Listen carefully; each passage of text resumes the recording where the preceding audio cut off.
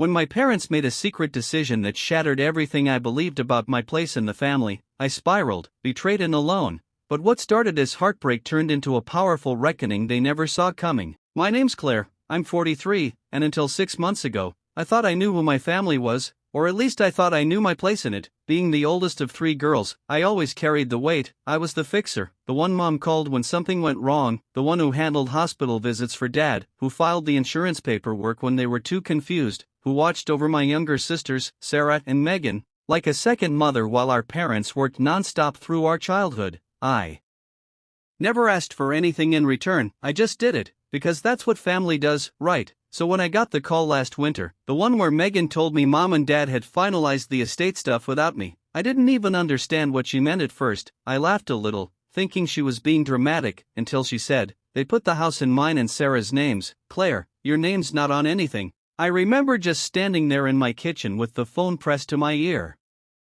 staring at the steam rising from my tea kettle, thinking this must be a mistake. I mean, I'd been the one who helped them refinance the mortgage 10 years ago. I'd paid off Dad's credit card when he had a stroke and couldn't work for 6 months. I took time off work to do it. I drove 200 miles each weekend to mow the lawn and handle their groceries. But suddenly, I was just not included. I drove down to their place that same day. Didn't even pack a bag. I just left, shaking so bad I had to stop twice on the highway because I thought I'd throw up. When I got there, they were calm, too calm. Dad was sitting in his recliner like nothing happened. Mom was in the kitchen making soup like it was any other Sunday, and when I asked them why they'd leave me out of something so major, something I had helped build and protect, Mom just looked at me with that tired expression she always used when I was being too emotional and said, "You've always been so independent, Claire, we figured you didn't need it." My stomach dropped. I felt like the wind had been knocked out of me, like I'd just been shoved into another universe. "It's not about need," I said. "It's about being your daughter." Dad didn't even look at me, just kept flipping through his newspaper like I wasn't even there. And that was the moment it hit me. All the years I spent thinking I was the pillar, the rock they leaned on, I was just the help, the reliable background character in their little story, and suddenly, everything inside me cracked in a way I didn't know it could. I didn't sleep that night. I just sat in my old car outside their house, shivering under a blanket I kept in the back seat, watching the porch light flicker like it was mocking me. I couldn't make sense of it. My brain kept replaying every sacrifice I'd made like a movie reel I couldn't pause, like the time I missed Megan's graduation party to stay with Mom after her gallbladder surgery, or when I used my tax return to pay for Sarah's nursing school books because Dad's pension check had bounced. And I never once asked for payback, never once held it over their heads. I thought I was part of something sacred, something that would always include me. But it turns out I was just the unpaid intern of the family, invisible, replaceable, and when morning came, I drove home in silence, numb and wrecked. I didn't answer Megan's texts, didn't pick up when Sarah called. I knew they'd try to smooth it over, say it was just paperwork or logistics, but it wasn't. It was a message, a brutal, calculated one, and it landed. Over the next few weeks I spiraled, really spiraled. My work performance tanked. I started showing up late, forgetting client calls. My boss, who used to praise me for being the glue of the office, pulled me into a meeting and asked if everything was okay. I lied. Of course I did. I said I was just tired, seasonal depression or whatever, but inside, I felt like I'd been untethered from everything that gave me meaning. I started drinking a little more than usual, nothing wild, but enough that I noticed the wine bottles stacking up in the recycling bin. I stopped returning social invitations, stopped calling my friends back, and every time I thought about my parents or my sisters, a deep anger boiled up, not just hurt, but rage. I'd given them everything I had, and they'd tossed me aside like I was just some distant cousin who didn't make the cut. Then one night, about a month after it all happened, I got a call from my Aunt Lydia. She's my mom's older sister, kind of the family wildcard, always traveled, never married, always said what she thought, and she said, "Claire, I heard what happened, and I need to tell you something your parents never wanted you to know." And my heart just stopped. She paused for a second, almost like she was afraid to say it, then she dropped the bomb. "You're not in the wool because you were never supposed to be part of their plan. Your mom told me once, a long time ago, that they only ever wanted 2 kids, Sarah and Megan. You were the surprise they never adjusted to." I sat on my kitchen floor with the phone shaking in my hand, trying to breathe, trying to make the words settle somewhere that didn't feel like a knife to the gut, and in that moment, everything clicked. the distance, the coldness, the way I was always expected to give more, do more, without complaint. I wasn't just excluded now, I had always been outside the circle, I just never saw it until they stopped pretending.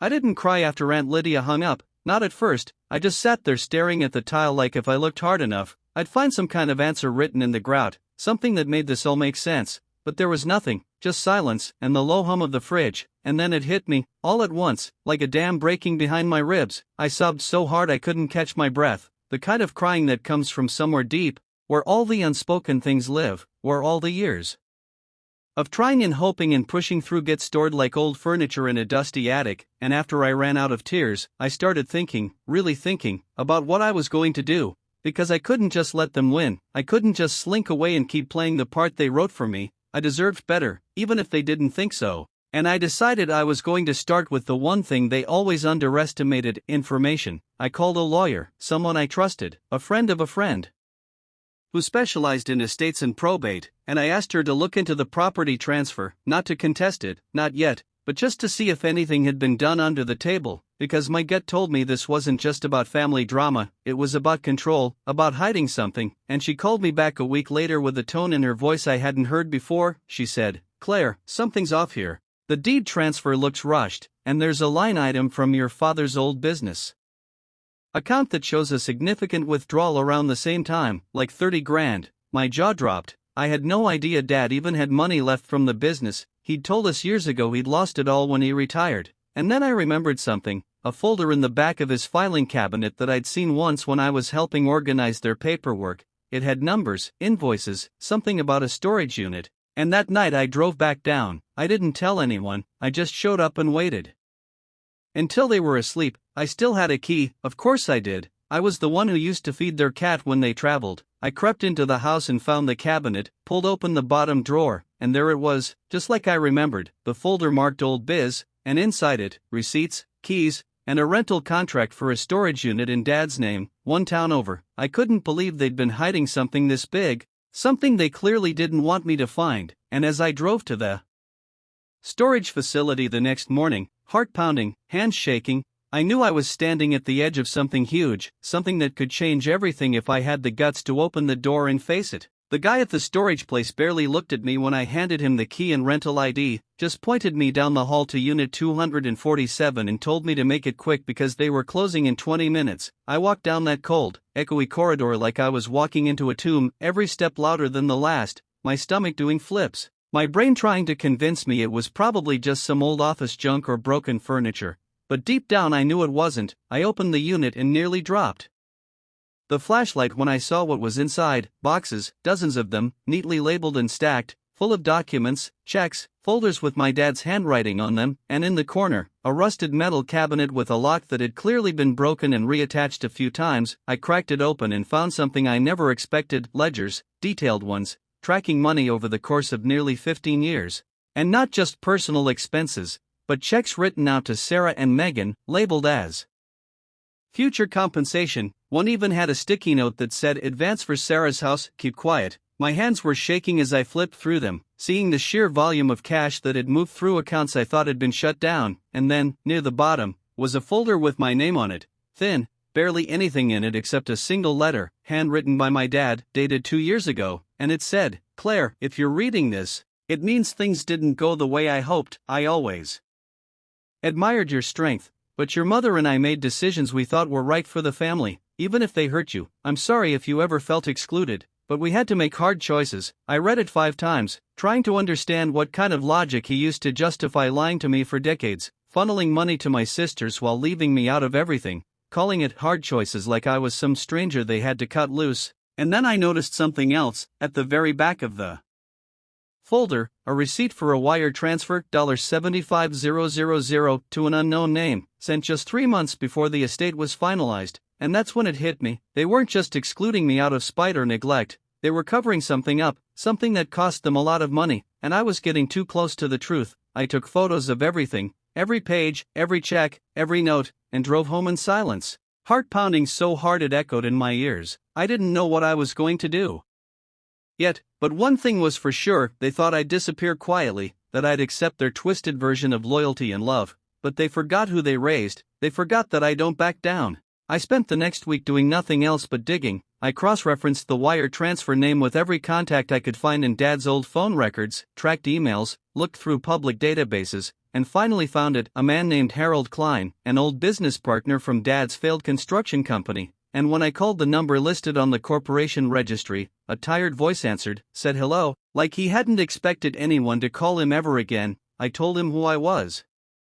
Said I was Frank's daughter, and there was a long pause. Then he said, I figured this day would come eventually, and what he told me next nearly made me drop the phone. Apparently, Dad had been sued years ago over a failed housing project, and the settlement had been buried under a pile of legal tricks to avoid bankruptcy. But instead of paying what he owed out of his retirement or selling off assets like a decent person would, he'd started quietly draining his remaining business funds and funneling cash to Sarah and Megan so it wouldn't be touched by the courts. And when he realized I might be a problem, too curious, too smart, too independent, he decided it was safer to cut me out altogether. I sat on my couch, staring at nothing for a long time after that, realizing my own father had turned his back on me to save his pride, and my mother, who always claimed to be the moral compass of the family, helped him do it. I could have exposed everything publicly, taken them to court, blown up the family name, but I didn't. Instead, I played it smart. I met with my lawyer again, showed her everything, and we drafted a quiet claim, not a lawsuit, but a legal demand for inheritance reconsideration based on hidden financial dealings. And when that letter landed on their doorstep, I knew it shook them to their core. Sarah called me first, her voice trembling, trying to apologize, saying she didn't know the money was hush money, that she just thought it was early support. Megan emailed me a long letter, full of regret, but also excuses, and then, finally, Mom called, and for the first time in my life, I didn't let her talk over me. I said what I needed to say, calmly, clearly, like someone who wasn't afraid anymore. I told her I knew everything, and that I wasn't going to disappear. I was claiming my space, not because of the money, but because I deserved truth and dignity, and if they couldn't give me love, they'd at least give me respect, and surprisingly, they folded, not because they were sorry, but because they knew I had them cornered. We negotiated a settlement, a quiet one, with no press, no public scandal, but with enough weight that I could finally breathe again. And you know what? Something beautiful happened after that. I started to heal, not just from what they did, but from the role I'd been playing my whole life, the silent giver, the invisible sister,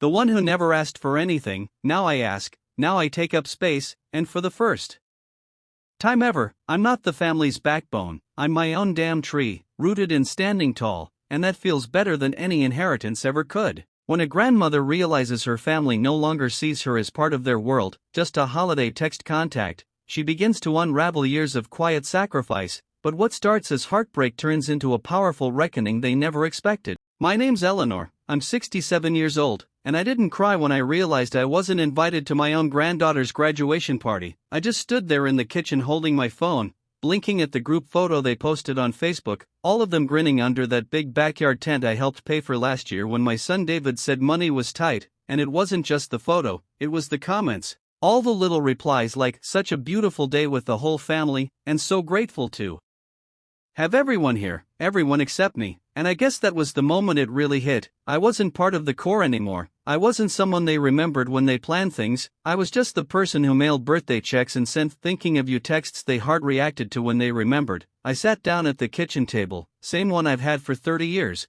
and all these memories just started washing over me. Like how I used to babysit all 3 kids when David and his wife Sarah were still working doubles to save for their house, or how I was there when their middle child, Lily, broke her arm and they couldn't leave work, so I rode in the ambulance with her and sat through 5 hours in the ER holding her good hand. I didn't do any of that expecting parades or trophies. I did it because I love them, because that's what family does. But now, I feel like I've faded into wallpaper, useful when needed, invisible otherwise, and what hurts the most is that it's not malicious, it's careless, which somehow makes it worse. I'm not mad because they hate me. I'm heartbroken because they forgot to think of me at all. And I know how this sounds. I know some people will say, well, families get busy, kids grow up, and yeah, that's true. But you don't forget the woman who held your babies when they were colicky, who fed you when you were sick, who paid for your braces because insurance didn't cover enough, and after sitting there for nearly an hour staring at that photo, I picked up my phone and scrolled through my messages, just to prove I wasn't overreacting, and sure enough, the last text I got from David was on Easter, 4 months ago.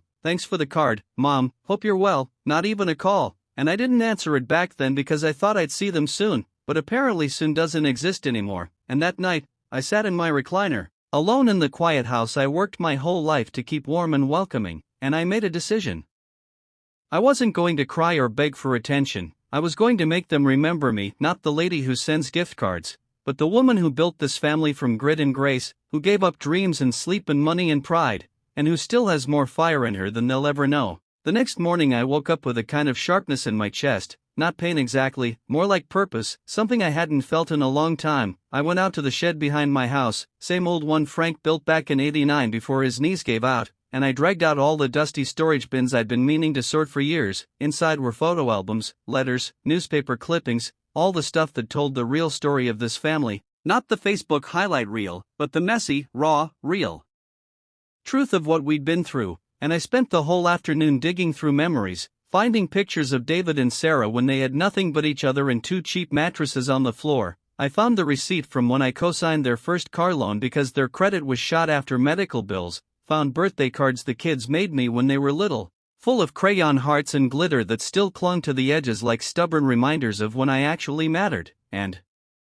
the more I read, the more I felt this flame grow inside me, this realization that I wasn't crazy or needy or stuck in the past. I had been there, every damn step of the way, while they built their lives. I was the scaffolding, the quiet net that caught them when things fell apart, and somewhere along the way, they stopped seeing that, they stopped seeing me. So I started writing things down, not for pity or guilt, but for truth. I wrote a letter, not just to David and Sarah, but to each grandchild, told them stories they were too young to remember, about how I drove 4 hours to see Lily in her school play because no one else could get the time off, or how I stayed up 3 nights straight sewing Mason's Halloween costume because he wanted to be a galactic wizard and nothing in stores was real enough. I reminded them of the time I took all 3 kids to the beach when the power went out for 3 days and made it fun even though I was dead tired, and I included pictures, physical proof, and at the end of every letter I wrote the same line: I didn't do these things to be owed, I did them because I love you, but love deserves to be remembered too. And I mailed those letters, every last one, no fanfare, no texts warning them to check the mail, just sent them out like messages in a bottle. And then I waited, not for apologies or big dramatic scenes, just for something, some sign that they saw me again, that maybe, just maybe, they'd look up from their busy lives and realize that the woman they keep in the background has a name, and a heart, and a whole damn story they've been walking past for years. 3 days went by and nothing happened, no calls, no texts, no knocks at the door, and I told myself I wasn't surprised, that it just proved everything I'd already known, but that little flicker of hope inside me kept glancing at the phone like it might come to life if I stared hard enough. I kept busy, cleaned out the attic, took old blankets to the shelter, baked bread even though I didn't feel like eating, and just when I was about to give up and tell myself the letters were a mistake, the phone rang. It was Lily, my middle grandchild. She was crying before she even said hello, said she got my letter and couldn't stop reading it over and over. She said, "Grandma, I didn't know half of that, I didn't know you did all those things, nobody ever told me." And I told her, I wasn't looking for credit, honey, I just wanted to be seen again. And she came over that night, just showed up with a bag of groceries and a shaking voice, and when she hugged me, it felt like all the air came back into the room, like I hadn't realized how deflated I'd been until that moment. We sat at the table for hours, talking, laughing, crying, looking through photos, and by the time she left, she promised me 2 things. First, that she'd never let me feel that invisible again, and second, that she'd make sure the others read their letters too. And the next morning I woke up to a text from Sarah, just a simple, "I read it, and I'm sorry," followed by a call from David a few hours later, his voice tight and full of shame. He said, "Mom, I didn't realize how far we'd drifted, I didn't mean for you to feel left out," and I wanted to scream, "But you did leave me out," but I didn't, because I could hear in his voice that he finally got it, not completely, not the way a mother wants her child to, but enough to open the door again. And over the next few days they all started trickling back in, little things at first, texts with photos, calls to ask how I was doing. Lily brought over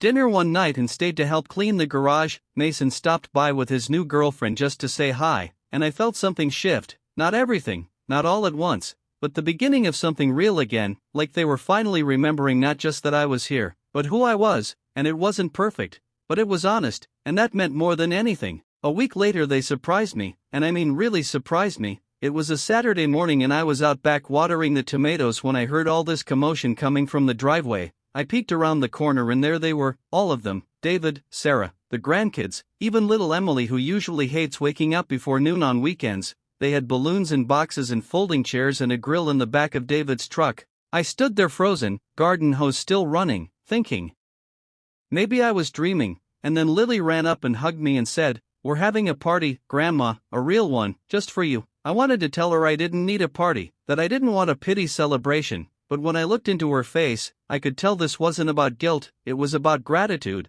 They set up everything in the backyard, hung pictures from the trees, old ones from when I used to take them camping, when Frank was still alive and I'd make pancakes on a griddle over the fire.